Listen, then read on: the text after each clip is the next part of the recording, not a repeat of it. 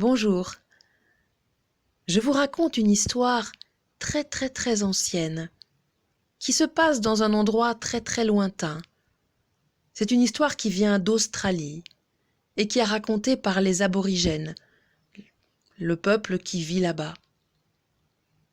Eh bien, les aborigènes racontent qu'il y a très longtemps, eh bien, le ciel était si bas que les crocodiles pouvaient en manger des morceaux.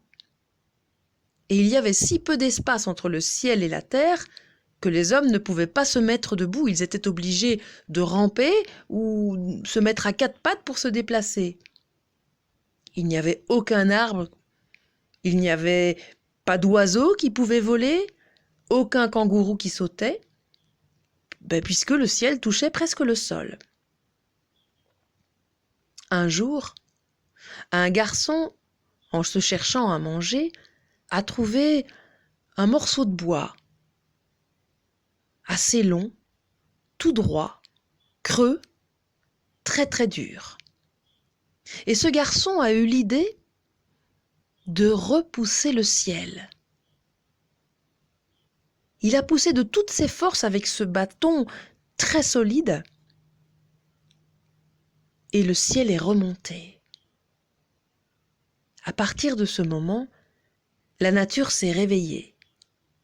Les plantes ont pu se développer, les arbres ont grandi, les collines sont sorties de terre, les kangourous ont pu sauter, les koalas ont grimpé aux arbres, les oiseaux ont volé et surtout les hommes ont pu vivre debout. Et puis le garçon s'est dit que c'était bien ce ciel haut, mais pas encore assez bien. Il voulait que le ciel soit encore plus haut. Alors il est monté sur le plus haut des arbres et il a encore repoussé de toutes ses forces avec son bâton le ciel, qui a encore remonté. Là, les montagnes ont grandi. Elles étaient des petites collines, elles sont devenues de grandes montagnes. Mais le garçon s'est dit que ce n'était pas encore assez. Alors il est monté sur la plus haute de ces montagnes.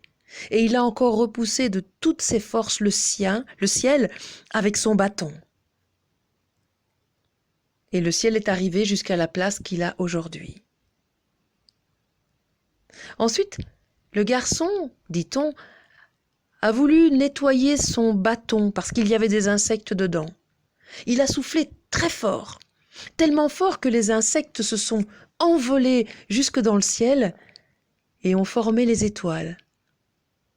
Tellement fort qu'il est sorti de ce bâton très dur, très droit, un son incroyable, un son qui vibrait, un son très sourd, très profond. Et ce bâton est devenu l'instrument de musique que l'on trouve en Australie, que les aborigènes jouent encore. Cet instrument s'appelle le didgeridoo. On dit dans cette légende que le garçon a appris aux autres hommes à jouer de cet instrument, d'abord à le faire en creusant d'autres troncs d'eucalyptus, à en jouer, et surtout, il l'a fait pour que chaque homme ait près de lui un bâton pour repousser le ciel, si jamais il venait à redescendre.